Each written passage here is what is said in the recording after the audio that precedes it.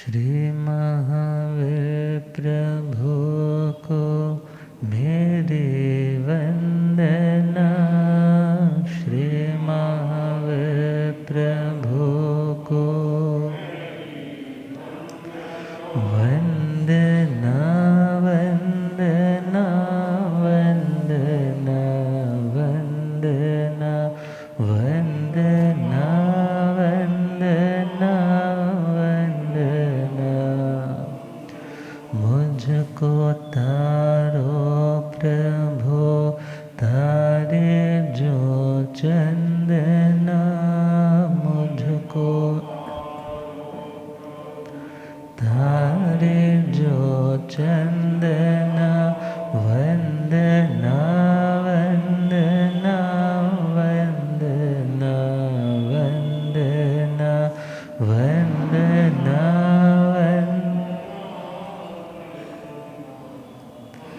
मेरी नैया पड़े बीच मझधार के। मेरी नैया पड़े बीच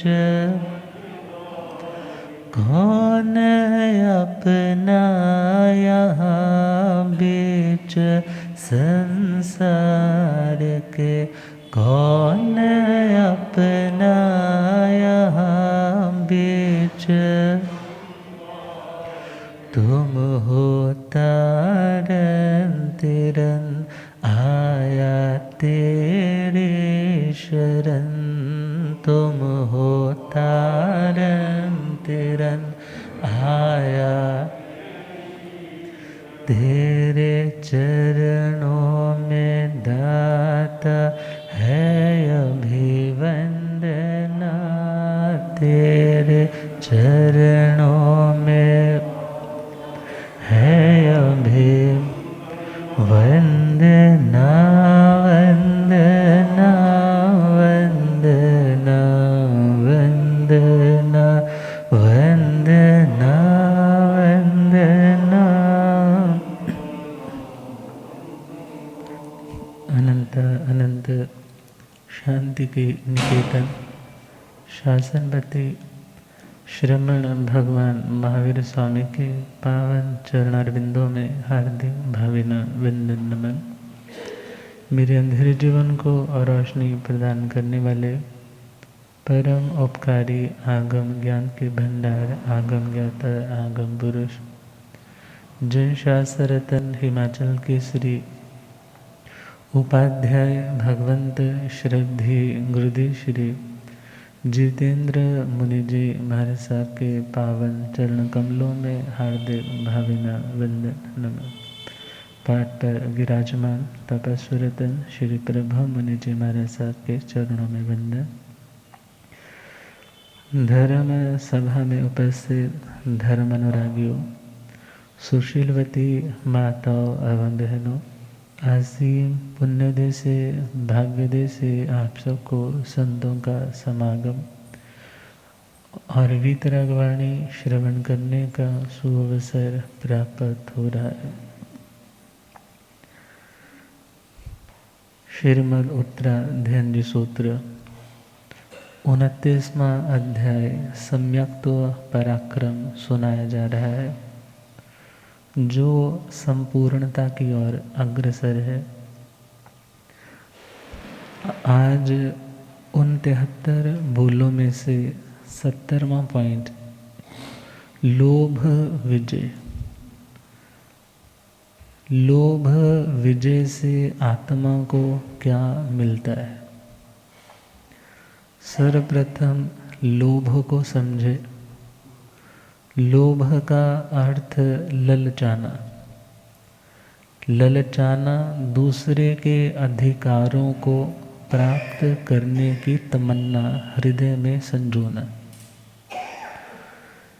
जैसे अक्सर सुनते हैं, दूसरे की थाली का लड्डू हमेशा बड़ा दिखाई देता है।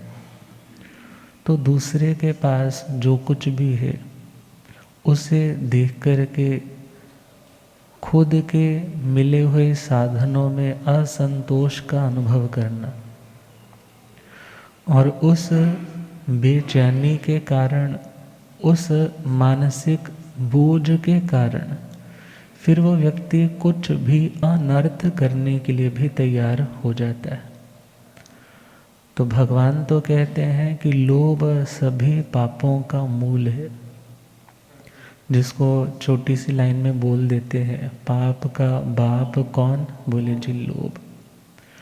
तो प्रभु से पूछा कि हे भंते, लोभ विजयण भंते जीवे किम जने, कि हे भगवान, यदि कोई व्यक्ति अपने लोभ को जीतने का अभ्यास करता है, जीतने का मतलब कोई चीज़ सामने आती है और हम उसको नियंत्रित कर लेते हैं, उसका वश चलने नहीं देते, उसका नाम क्या है? जीतना।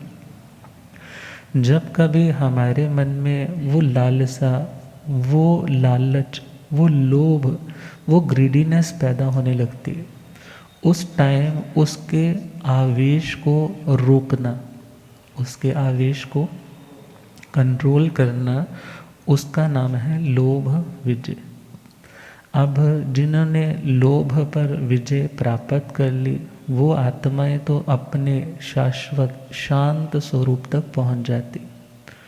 दुनिया में अक्सर लोग कहते हैं कि बिना लोभ किए व्यक्ति प्रोग्रेस नहीं कर सकता। लोभ करेंगे तो कंपटीशन में आगे आएंगे। मगर दो चीज़ें हैं, नीड और ग्रीड।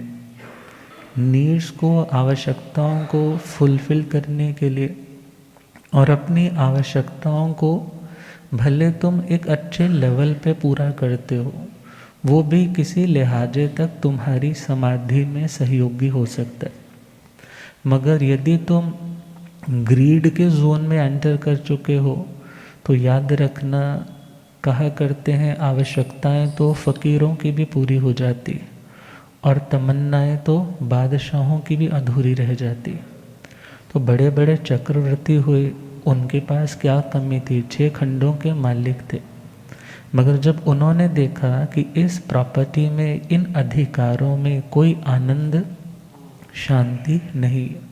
सबसे बड़ा पॉइंट है जब व्यक्ति के मन में किसी चीज़ को पाने की चाहत उत्पन्न होने लग जाती, तो उस व्यक्ति की मानसिक शांति घटते घटते घटते इतनी घट जाती है कि फिर वो व्यक्ति चिड़चिड़ा हो जाता है। फिर वो व्यक्ति उस वस्तु को पाने के लिए जायज नाजायज किसी भी तरीके पर, किसी भी मार्ग पर बढ़ने के लिए तैयार हो जाता है।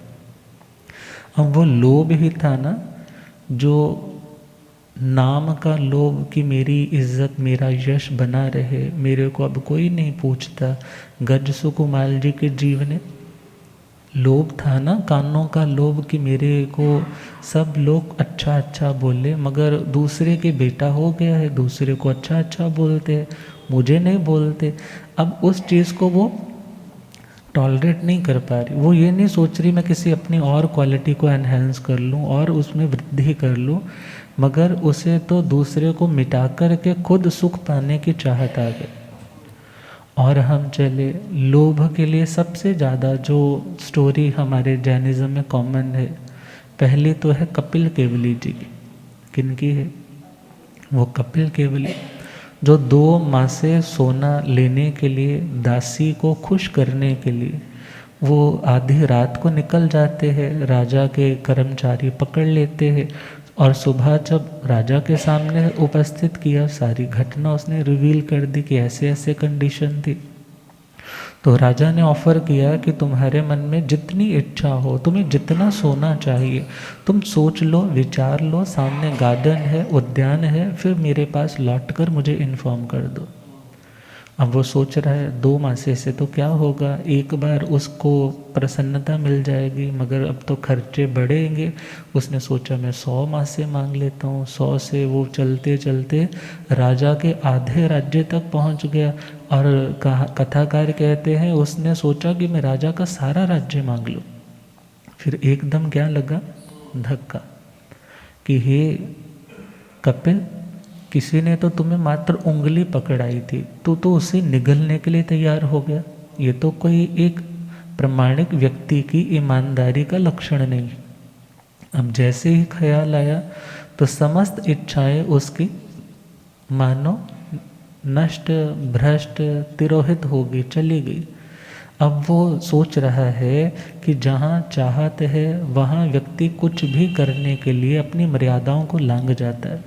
मगर जैसे ही हम अपनी चाह को छोड़ते हैं, समस्त वो जो वेब हम बुन रहे थे ना, जंजाल बना रहे थे, इसके साथ ऐसे बनानी, इसके साथ ऐसे बात करनी, सब कुछ नष्ट हो गया। तभी तो बोलते ना, चाह गई चिंता मिटी मनवा बेपरवाह, जिसको कुछ ना चाहिए सो ही शहनशाह। अब दुनिया में जो गृहस्थी आत्मा है, अब उससे क्या सोचना है कि मुझे कट थ्रोट कंपटीशन में अपने आप को नहीं शुमार करना। यदि कोई व्यक्ति बढ़ रहा है, उसकी पुण्यवाणी है, क्या जिस लेवल पे मैं हूँ, क्या मेरा गुजारा ठीक हो रहा है? क्या मेरे घर में खाने की पीने की कोई कमी है? क्या वो समस्त साधन मेरे पास है जिनसे ज़िंदगी बड़े आराम से चल सकती है, और जो मेरे घर पे आए वो भी प्रसन्न होकर के जाए? क्या इतना मेरे पास है? यदि है तो हमें किसी और के साथ कंपैरिजन करने की आवश्यकता नहीं। अक्सर जब कंपैरिजन होता है तभी लोभ और बढ़ता है, मगर जब कंपैरिजन नहीं होता तो व्यक्ति अपने साधनों में संतुष्ट है, तो उसे और कुछ पाने की चाहत नहीं होती। गुरुदेव सुनाया करते हैं ना कि वो श्रावक जिसके सामायिक लेने के लिए कौन आए थे? राजा श्रेणी, पुणिया श्रावक। अब अभय कुमार के पास जब क्वेश्चन आया था कि इस पूरी नगरी में सबसे अमीर और सबसे गरीब कौन है, तो अमीर का तगमा किसको दिया गया था? किससे दिया गया था? पुणिया श्रावक को। किस दृष्टि से दिया गया था? क्योंकि उन्होंने उनके वो बर्तन जो मिट्टी के थे, अभय कुमार मंत्री ने वो हटवा कर के अंदर गोल्ड कोटेड वाले, जिसके ऊपर ज्वेल्स लगे हुए हैं, वो वाले बर्तन रखवा दिए। मगर जैसे ही वो घर लौटे, वो देखा, बोले ये बर्तन तो हमारे, बाहर घर के देखा हमारे बर्तन तो वो है, वो उन्होंने अंदर रखिए, और जो अंदर उन्होंने रखे थे उन्हें बाहर रख दिया। बोले ये बर्तन हमारे नहीं। अब उस दृष्टि से क्या बोले, जिसको कुछ नहीं चाहिए वो सबसे बड़ा अमीर है। और राजा श्रेणिक से कहने लगे, महाराज कल को ही कोई व्यक्ति काल कर गया तो आपसे पूछा कि उसकी प्रॉपर्टी कहाँ पर जमा करनी है, तो आपने बोला जिसका कोई मालिक नहीं उसका मालिक राजा। कहने लगे वो तो एक भिखारी था जो मरा है, उसका तो पुराना एक टूटा ठीकरा था और कुछ फटे पुराने कपड़े थे, और आपने क्या बोला कि इसमें जमा कर दो, खजाने में डाल। इट मीन्स जो व्यक्ति एक भिखारी के सामान को भी नहीं छोड़ता, उससे गरीब दुनिया में कोई नहीं। अब ये दो दृष्टियां आ गई, एक पाना और एक छोड़ना। मगर पाना कैसे? जिसको पाने के बाद तुम्हारी जिंदगी आसानी से चल सके, क्योंकि शरीर के साथ है तो शरीर की आवश्यकताएं है। यदि ये आत्मा शुद्ध नए की दृष्टि से मात्र अपने स्वरूप में आ जाए, तो इस अनाहारक आत्मा को न भोजन की ज़रूरत है, न सर्दी गर्मी से बचने के लिए मकान कपड़े की ज़रूरत है, फिर तो कुछ भी ज़रूरत नहीं। मगर हाँ, उसी लेवल तक पहुँचने के लिए आत्मा को अपने साधनों में कटौती करनी है। और यदि साधनों की कटौती के बावजूद भी साधनों के प्रति स्पृहा, लालसा, अटैचमेंट, आसक्ति है, तो भगवान कहते हैं वो भी तुम्हारा परिग्रह है। और यदि तुम्हें सपोज ज़्यादा साधन भी है भरत चक्रवर्ती की तरह, मगर उनके प्रति भी अनासक्त हो, तो तुम्हारी मुक्ति हो जाएगी। मगर यदि उसमें ही रचे पचे हो, तो तुम्हारा कल्याण, तुम्हारी आध्यात्मिक समाधि कभी खिलने वाली नहीं। तो प्रभु ने कहा, लोभ विजयणं संतोषी भावं जने। जो व्यक्ति लोभ के आने वाले आवेश को कंट्रोल करता है, सोचता है मुझे ज़रूरत है, नहीं है, छोड़ो इसे। अर्थात जो व्यक्ति इस प्रकार की प्रकृति और प्रवृत्ति का बन जाता है, फिर वो उसके अंदर संतोष भाव। कौन सा भाव?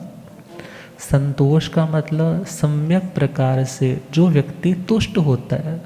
तुष्ट का मतलब सेटिस्फाइड, पूरी तरह से रज जाता है। पंजाबी में बोलते हैं रज जाना। वो बोलता है अब मेरे को और चाहिए नहीं है। अर्थात अदरवाइज तो देखा जाए तो इच्छा तो आकाश की तरह कैसी है, अनंत है। लोकाकाश की सीमा है, मगर आकाश तो आलोक में भी है। तो उस दृष्टि से क्या बोला, जो आकाश है वो तो अनंत है। इसी प्रकार इच्छा अनंत है, इनकी कोई एंड पॉइंट नहीं है।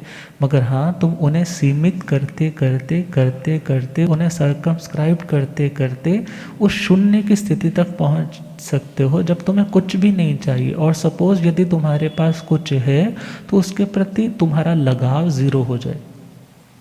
तो भगवान ने कहा, जब व्यक्ति लोभ पर विजय प्राप्त करता है, मीन्स लोभ के, ग्रीडीनेस के भाव को कंट्रोल करता है, तो उस व्यक्ति के अंदर सेटिस्फेक्शन का लेवल पैदा हुआ और इंक्रीज होगा। मीन्स वो व्यक्ति अपने अल्प साधनों में भी बड़ा मस्त रहेगा, व्यस्त रहेगा, किसी भी तरह से अशांत नहीं बनेगा। क्योंकि संतोष बोलते हैं ना, गोधन गज धन वाज धन और रतन धन खान, जब आवे संतोष धन सब धन धूलि समान। अब पुराने टाइम की ये बात है कि किसी के घर में बोलते हैं 400 गायें हैं, किसी के अब श्रावकों का पढ़ते हैं जब उपासक दशांग जी में 10,000 गायों की गौशाला है। अर्थात किसी के पास गाय का गोकुल धन है, किसी के पास हाथियों का धन है। अब आज के टाइम में हाथी की सवारी तो कभी कभी शादी ब्याह पे लोग इनवाइट करते हैं, अदरवाइज एक रॉयल सवारी की तरह देखें तो आज की बड़ी बड़ी जो गाड़ियां हैं, सपोज ये सब कुछ तुम्हारे घर में अवेलेबल है मगर संतोष नहीं है। तभी तो लिखने वाले ने लिखा ना, दुनिया में सुखी कौन है, सोने की चैन वाला या चैन से सोने वाला। अब सोने की चैन तो मिल गई मगर चैन नहीं है अंदर। अब और सोने की चैन पाने की चाहत है, तो ध्यान रखना आत्मा को शांति मिलने वाली नहीं। तो प्रभु कहते हैं, जब जब तुम अपनी इच्छाओं का परिमाण करते हो, उन्हें सीमित करने लग जाते हो, तो एक अवस्था वह भी आती है, तुम्हारा संतोष इतना बढ़ जाता है कि कोई तुम्हें कुछ भी प्रलोभन देने के लिए भी आता है तो तुम अपने न्याय के मार्ग से, अपने कर्तव्य के पथ से कभी चलित नहीं होते, उससे भटकते नहीं। क्योंकि जो आत्मा साधना करती है तो साधना करते करते निर्जरा तो होती ही है, कर्मों झड़ते तो है ही है, मगर उसी के साथ साथ पुण्य की शुभ प्रकृतियां भी बंधती।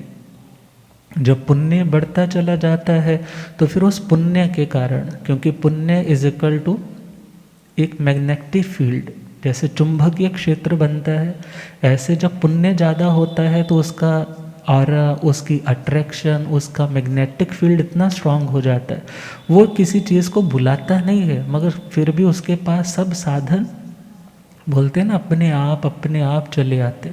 वो किसका प्रभाव है? पुण्य का। बहुत से लोग कह देते हैं कि संत सतियाँ भी ना आजकल महाराज बहुत पैसे वाला हो ना तो उसको अच्छे से अटेंड करते हैं। सामान्य लोगों को सब लोग नहीं अच्छे से अटेंड करते। मगर यहाँ पर हम यदि एक पॉजिटिव पॉइंट से सोचें, उस व्यक्ति को अटेंड करने का कारण, उस व्यक्ति को सिर्फ संत ही नहीं, तुम भी ज़्यादा टाइम देते हो, मगर वहाँ पर ध्यान देना है, उस व्यक्ति को यदि कोई टाइम दे रहा है तो उसमें हो सकता है उनका अपना कोई निजी स्वार्थ नहीं हो, मगर उसका मैग्नेटिक फील्ड इतना स्ट्रांग है, उस व्यक्ति की पुण्यवाणी इतनी स्ट्रांग है कि उस व्यक्ति को इग्नोर किया ही नहीं जा सकता। अब यदि इस ध्यान से देखें तो पुण्य श्रावक साधना की दृष्टि से बहुत ऊपर थे, मगर राजा श्रेणिक ने जो धर्म की प्रभावना की वो अपनी प्रभावना की दृष्टि से बहुत ऊपर थे। अब उन दोनों को हम एक लेवल पे नहीं रख सकते। इसी प्रकार यदि कोई व्यक्ति धनवान है या व्यक्ति बहुत पुण्यवान है, उसको यदि सब लोग इनवाइट करते हैं, बुलाते हैं, तो उसका रीज़न क्या है? अब उसका मैग्नेटिक फील्ड इतना स्ट्रांग है, उसकी पुण्यवानी इतनी ज़बरदस्त है कि सब लोग उसे बुलाना चाहते हैं या खुद उसकी ओर खींचे चले आते हैं। तो ध्यान दे रहे हैं हम, लोभ विजयण संतोषी भाव जणे। जब व्यक्ति लोभ पे नियंत्रण करने का अभ्यास प्रारंभ करता है, धीरे धीरे पहले लिस्ट आउट करता है क्या व्यर्थ की चीज़ें हैं जिनके बिना गुजारा हो सकता है, कुछ चीज़ें ऐसी हैं जो व्यक्ति मात्र देने के लिए, शेयर करने के लिए रख कर के बैठा है, और कुछ चीज़ें ऐसी हैं कि मात्र सांप की तरह कुंडली लगा करके बैठा है। देने के लिए है तो उसकी कोई चिंता नहीं है।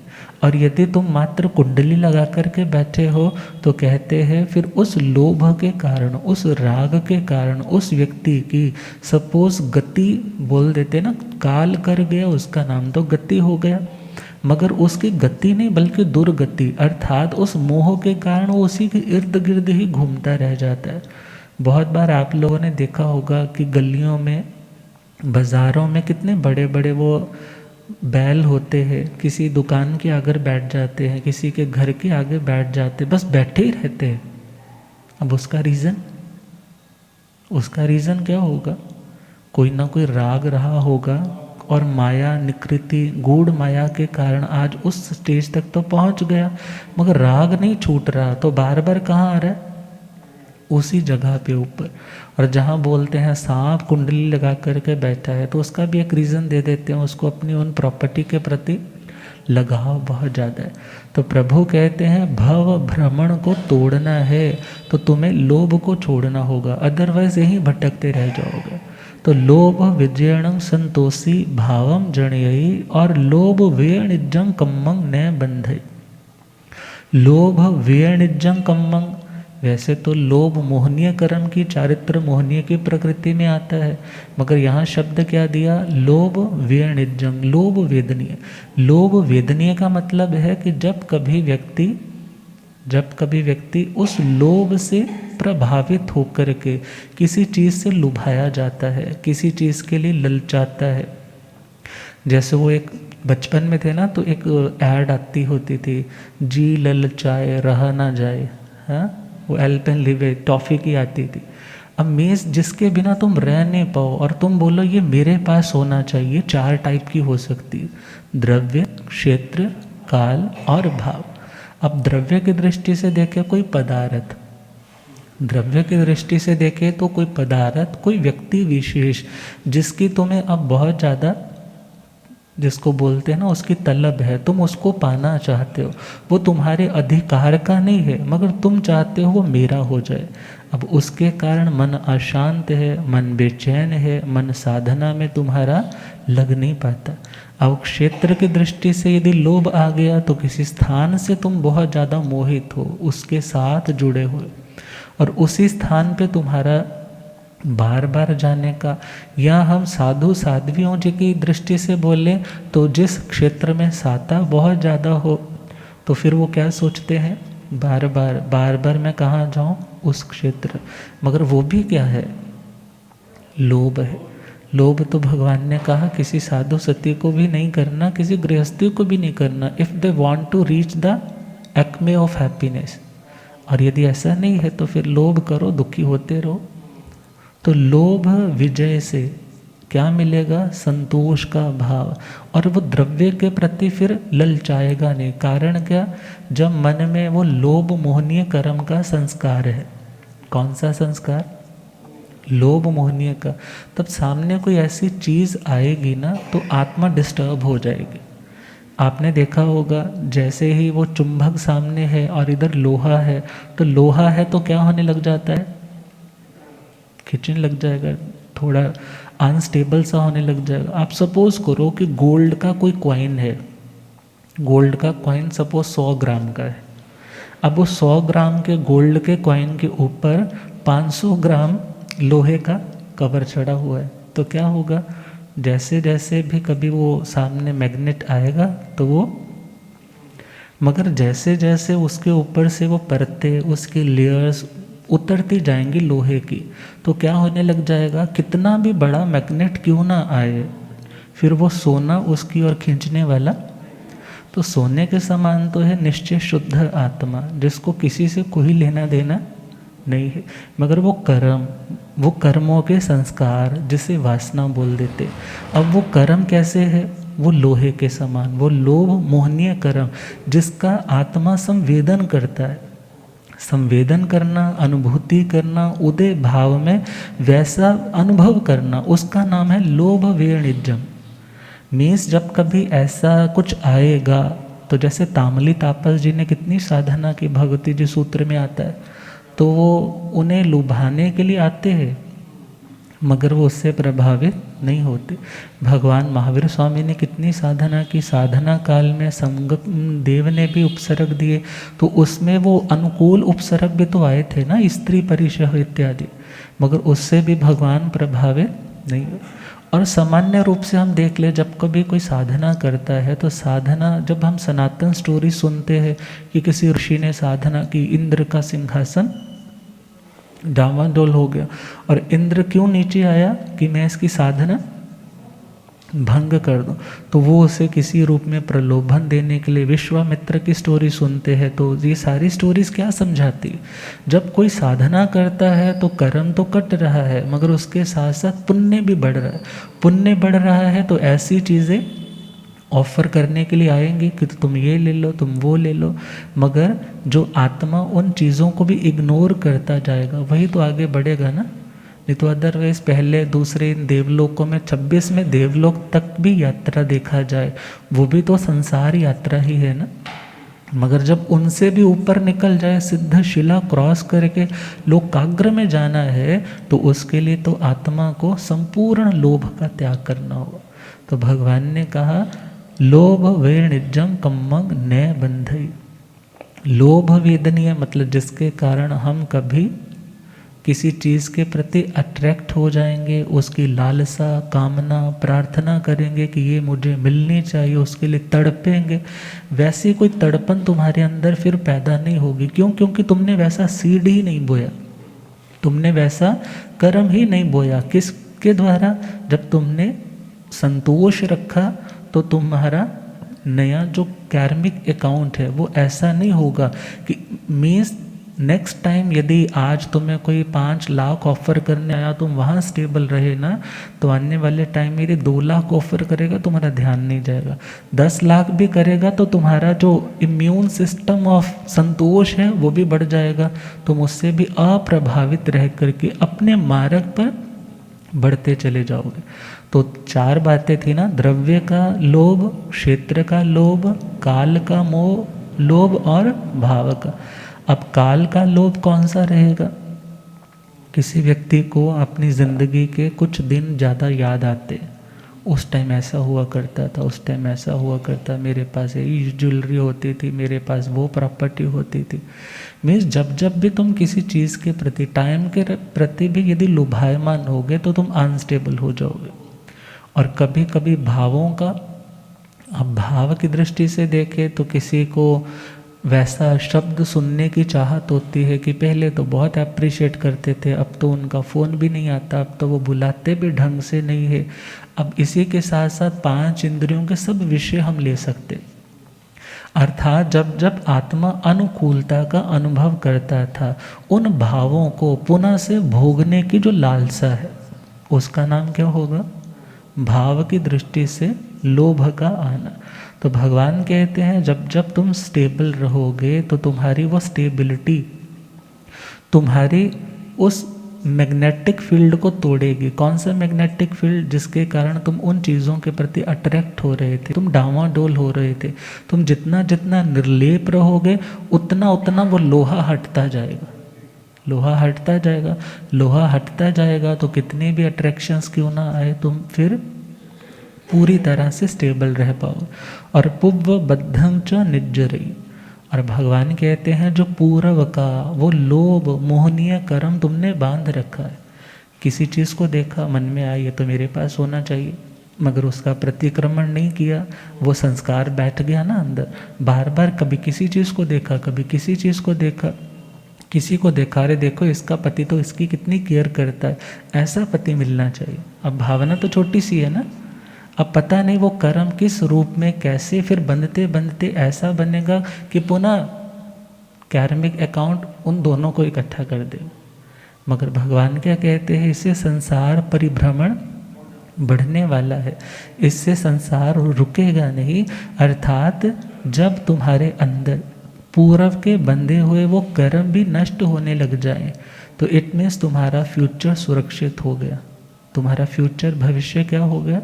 सुरक्षित हो गया। जैसे कोई व्यक्ति डॉक्टर के गए, बोला जिस बार पटाखे बहुत ज़्यादा चले, मेरे को खांसी हो रही, नज़ला हो रहा है, ब्रोंकाइटिस हो रहा है, तो डॉक्टर बोलता है तुम ऐसा करो, ये दवाई का सेवन करो, इस टाइम पे ये तुम्हें काढ़ा लेना है, इस टाइम पे स्टीम लेनी है और बाहर नहीं जाना है। अब वो व्यक्ति जैसे जैसे औषधि का सेवन किया निरोग होने लग पड़ा।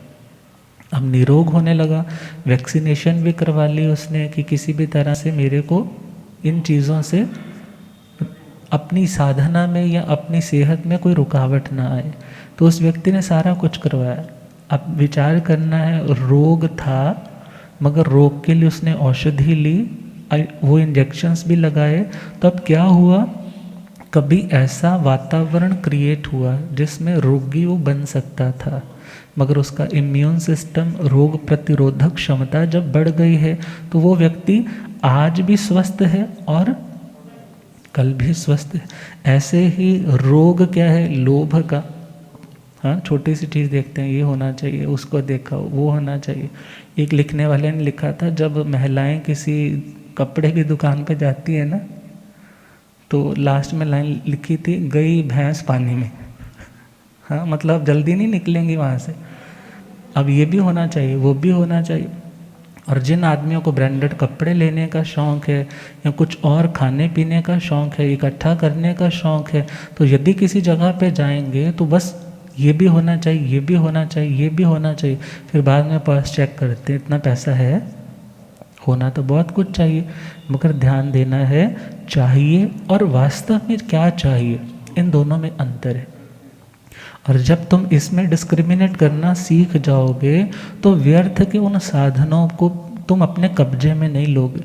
और जब उन साधनों को इकट्ठा नहीं करोगे तो सामाजिक लेवल पे भी उन लोगों तक वो साधन पहुंच सकेंगे जिन्हें इनकी वास्तव में भी ज़रूरत है।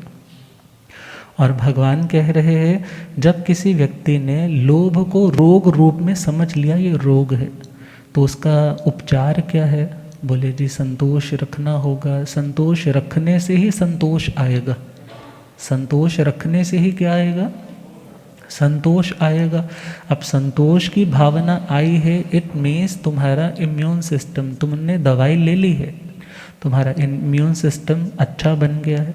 अब आज यदि तुम संतुष्ट हो तो भविष्य में भी यदि इसी भावना को बनाए रखोगे तो भविष्य में भी तुम किसी भी चीज़ पर मोहित नहीं होंगे, किसी भी तरह से अपने ट्रैक से डिस्ट्रैक्ट नहीं हो जाओगे।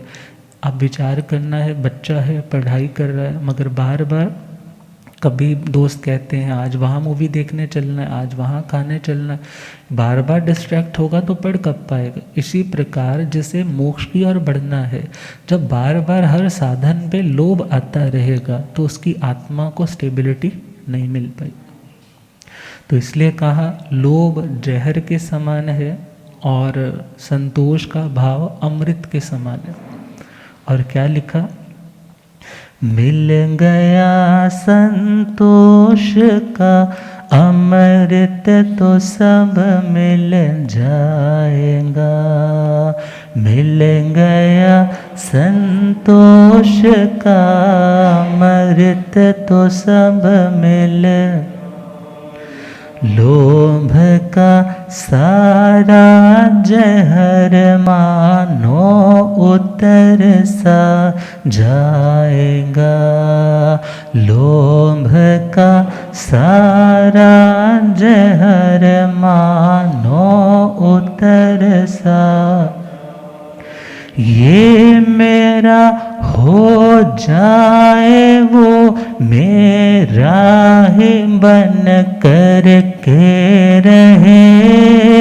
ये मेरा हो जाए वो मेरा ही बन कर। हर समय चिंताओं का बोझा ये मन ढोता रहे। हर समय चिंताओं का बोझा ये मन ढो।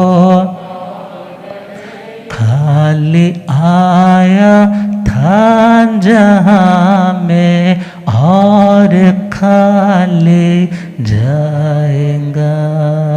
खाली आया था जहाँ में और खाली मिल गया संतोष का अमृत तो सब मिल जाएगा। मिल गया संतोष का अमृत तो सब मिल।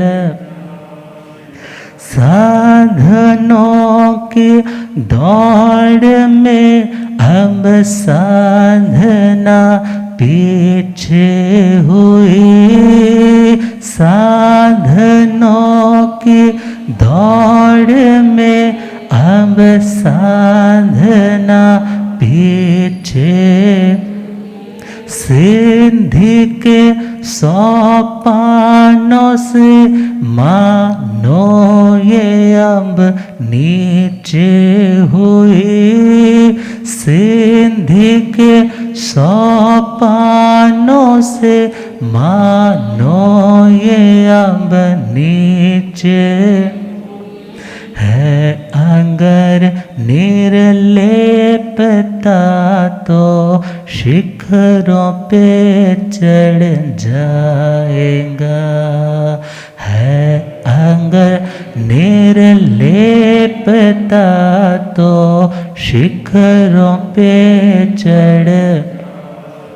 मिल गया संतोष का अमृत तो सब मिल जाएगा। मिल गया संतोष का अमृत तो सब मिल।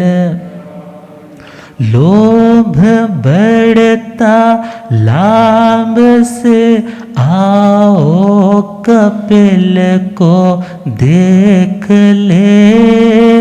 लोभ बढ़ता लाभ से आओ कपिल को। कैसे पाया सच्चा सुख आओ उन्हीं से सीख ले। कैसे पाया सच्चा सुख आओ उन्हीं से।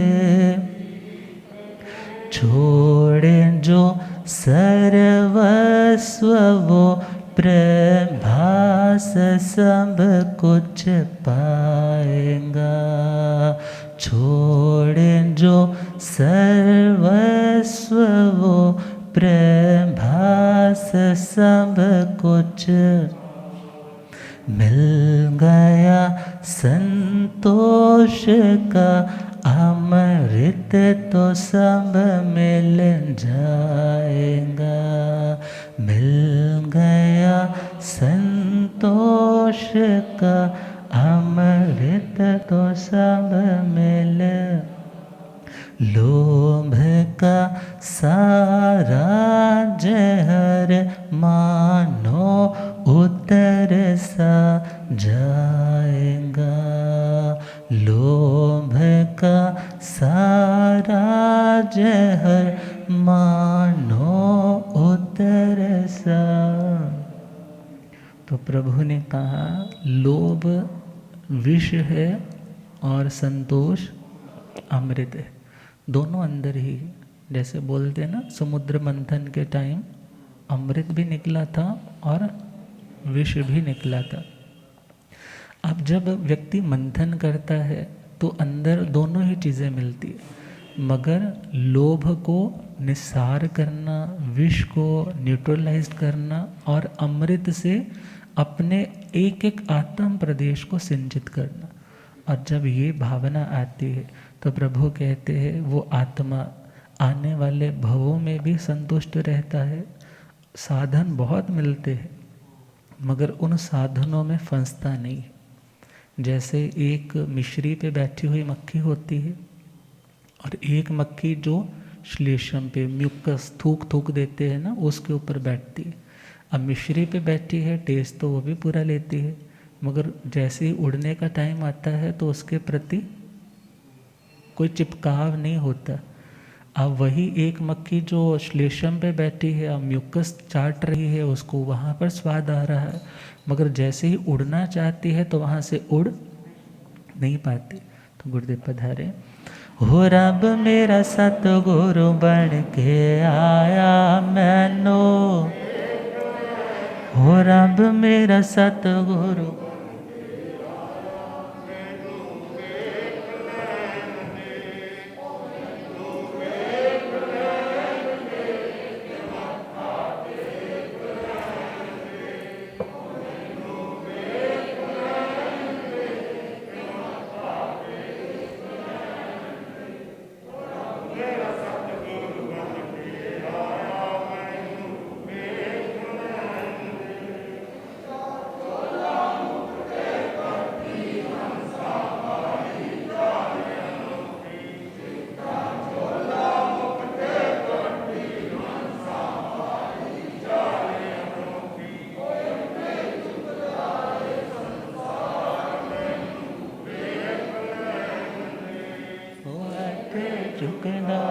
संसार मैनो, हो रब मेरा सतगुरु बन के आया मैनो।